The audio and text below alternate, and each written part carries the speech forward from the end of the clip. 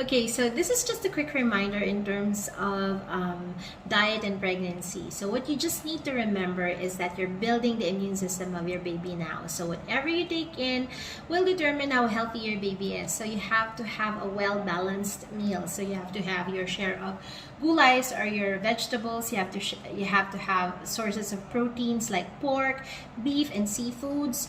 And then you also have to have your sources of carbohydrates and fats. So that's very important also.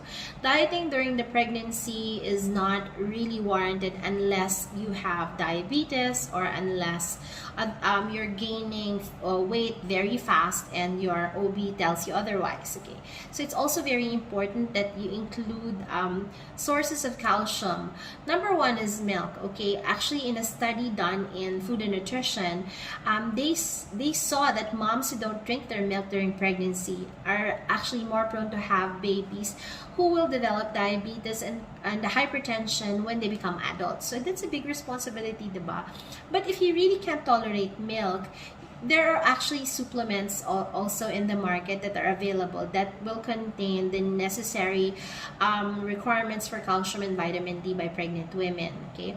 Also very important is that you choose the right supplement that you will be taking, okay, during the pregnancy. So choosing the right supplement is very important because there are some nutrients that the pregnant women requires that you don't really get in your diet. Okay, so it's very important that you ask your OBGYN regarding the supplements that you need to take. Okay, my personal favorite, and this is not a sponsored post, but my personal favorite is OB-Min Plus and Sangobion Prenatal. So those are the two things that I actually give to my patients during pregnancy. And I also give iron supplements, and my favorite brand will be Hemorrhoid FA.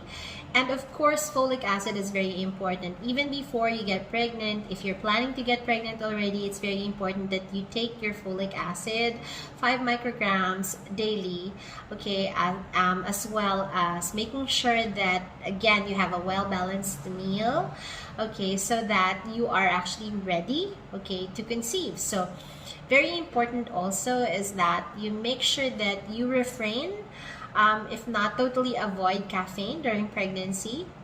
Okay, so junk food and soda usually just make you happy and it doesn't really give you any nutrition, but you can actually have a little of both during the pregnancy and try to actually limit your intake of sweets, especially this holiday season. Okay, so with that, I hope you stay safe, you have a healthy pregnancy, and God bless you all.